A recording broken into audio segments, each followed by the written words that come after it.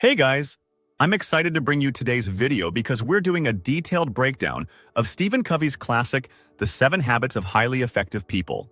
By the end of this video, you'll have a solid understanding of how to use these 7 habits to improve your life. This book is one of my personal favorites and is considered one of the best self-help books of all time. So, let's jump right in. I've taken detailed notes and I'll be sharing all the key insights with you. And trust me, this is the kind of book you'll want to come back to over and over again as you grow through life. I know I will. Paradigms and principles. Before Covey gets into the 7 habits, he introduces the concepts of paradigms and principles. So, what's a paradigm? A paradigm is basically how we perceive reality, our mental map of the world, and the way we interpret everything around us. Covey explains that everyone has their paradigm, shaped by their background, upbringing, and experiences. And these paradigms can be very different from our own. It's crucial to understand that we don't all see the world the same way, and that's okay. He also talks about paradigm shifts where your perspective is radically altered. There's a great example of this in the book. Picture this. A man is sitting on a train, frustrated by some kids running wild while their father does nothing. Finally, he asks the father to control his kids. The father apologizes, explaining they had just come from the hospital where the children's mother had passed away. In that moment, the man's perception of the father completely changes, a perfect example of a paradigm shift. Covey emphasizes that the fastest way to change behavior is to change someone's paradigm, and that's where principles come in. The 7 habits are not just quick fixes or tactics. They're timeless principles that guide how we think and act. Sure, some of the habits might seem like common sense, but as we all know, common sense isn't always common practice. And that's why this book is one you'll want to revisit time and again. The line of maturity. Another core theme in the book is the maturity continuum. It's a progression that we all go through, moving from dependence to independence, and then to interdependence. Dependence is when you rely on others, like how children depend on their parents. Independence is when you take full responsibility for yourself. I can do it on my own. But the highest level, which Covey emphasizes, is interdependence. This is where you work with others. We can achieve this together. Whether it's in marriage, friendships, or at work, interdependence is where real success lies. We'll come back to this maturity continuum as we go through the habits. Emotional bank accounts. Covey also introduces the idea of emotional bank accounts, one of my favorite concepts from the book.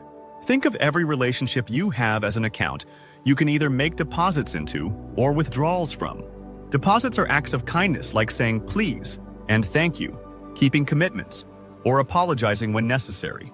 Withdrawals are things like being rude, gossiping, or constantly canceling plans. One powerful lesson from the book is to apologize first, even if you don't think you're wrong. That takes courage, but it builds trust. Also, Covey urges us to clarify expectations in all relationships, whether at work or in personal life. It's about knowing the roles and goals in a relationship, which prevents misunderstandings. Lastly, avoid gossip at all costs. Think about it. If someone is gossiping about you, they're probably doing the same about you when you're not around. So, keep your emotional bank account full by giving effective feedback. Use I messages like, "I've been feeling neglected," instead of "you're so selfish." Labeling someone only leads to conflict. Habit 1. Be proactive. Covey starts this chapter with a quote. "I know of no more encouraging fact than the unquestionable ability of man to elevate his life by conscious endeavor." And that's exactly what this habit is about. A conscious endeavor. The first thing to understand is that your life is shaped by your values and choices, not by your feelings or conditions, unless you let it be. Being proactive means taking control. You are the creative force behind your life. Covey uses the metaphor that you are the programmer of your life, you write the software. Proactive people take responsibility for their actions and don't blame external factors. They don't play the blame game. As Tony Robbins says, "Don't let life happen to you. Let life happen for you." You choose how to respond to life's challenges. Covey also discusses the idea of stimulus and response. Between the stimulus, what happens to us, and our response, there's a space where we have the freedom to choose how we react. That's where our real power lies. We don't want to be like animals who act purely on instinct. We have self-awareness and the ability to make conscious choices. Lastly, there's the circle of influence. Covey tells us to focus on the things within our control, our mood, health, and actions, rather than worrying about things outside our control like the weather or politics. Focusing on your circle of influence will expand it over time. Habit 2. Begin with the end in mind. Habit 2 is all about vision and personal leadership. If Habit 1 is about being the programmer of your life, Habit 2 is about writing the program. Covey encourages us to picture our funerals. What would people say about us? What kind of person were we? What principles did we live by? It sounds a bit morbid, but it forces us to think about our life's direction. Are we climbing the right ladder, or is it leaning against the wrong wall? Everything in life is created twice, first in our mind and then in reality. This is why Covey emphasizes the power of thoughts. If you don't consciously design your life, you'll end up living someone else's plan. He also suggests writing a personal mission statement. This isn't something you can rush. Your mission statement should evolve as you grow. It outlines your values, your vision for life, and what matters most to you. It's your guide to make sure your ladder is always leaning against the right wall. Habit 3. Put first things first. Habit 3 is where the rubber meets the road. You're the programmer, you've written the program, now it's time to run the program. This habit is all about discipline and time management. Covey asks us to consider all the roles we play in life, whether it's as a spouse, parent, manager, or friend, and set goals for each role. Then prioritize those goals.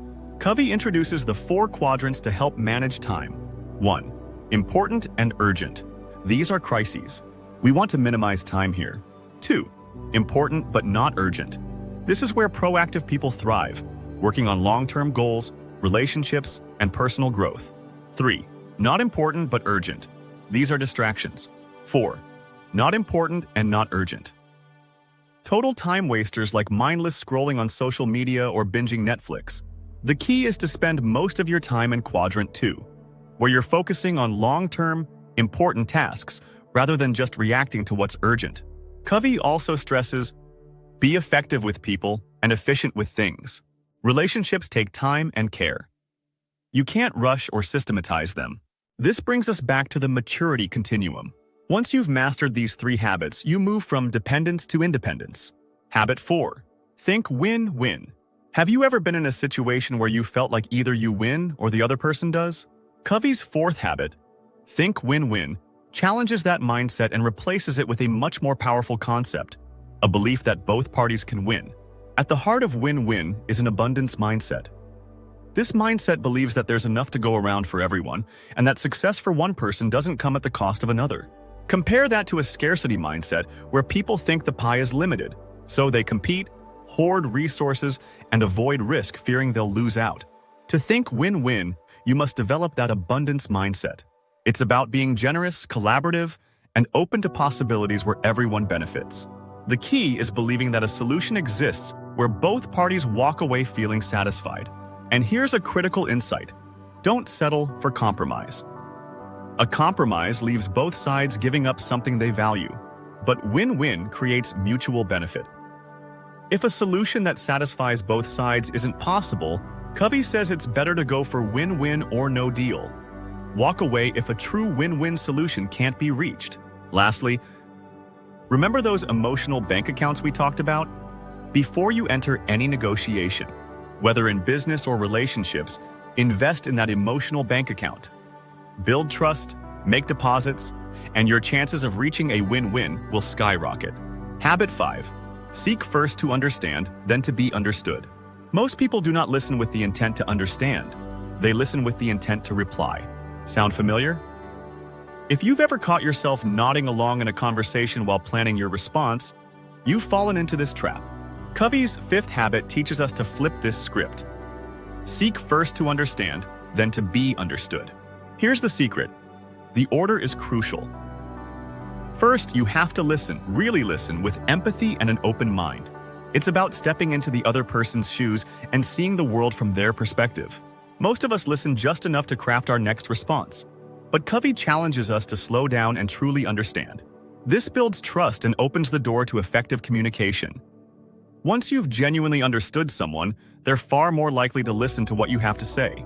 Here's how you can start today. The next time you're in a conversation, stop yourself from preparing your reply. Instead, ask questions to better understand the other person's feelings and motivations. Only after you've truly listened can you effectively communicate your point of view. The result? stronger relationships, and more impactful conversations. Habit 6. Synergize.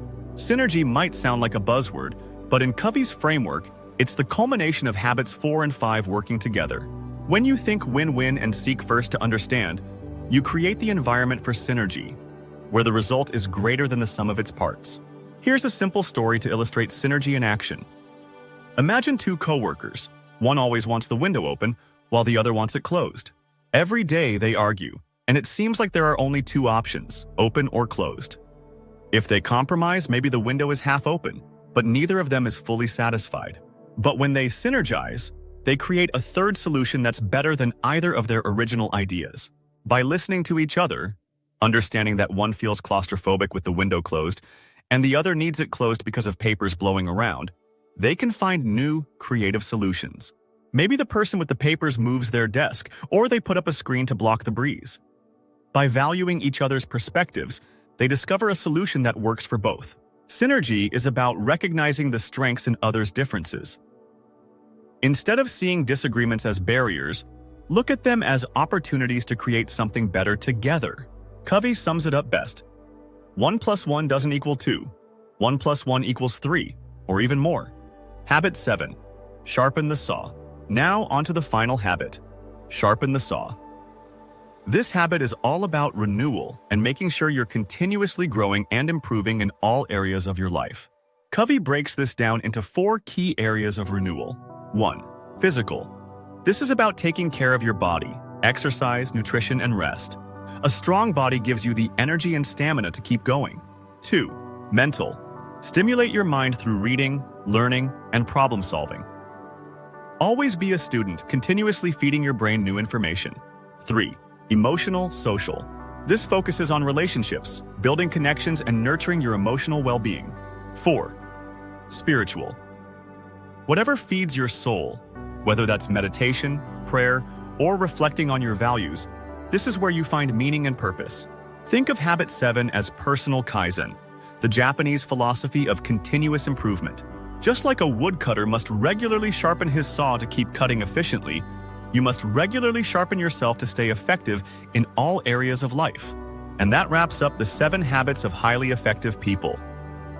Remember, these habits aren't quick fixes. They're guiding principles for a life of growth and effectiveness.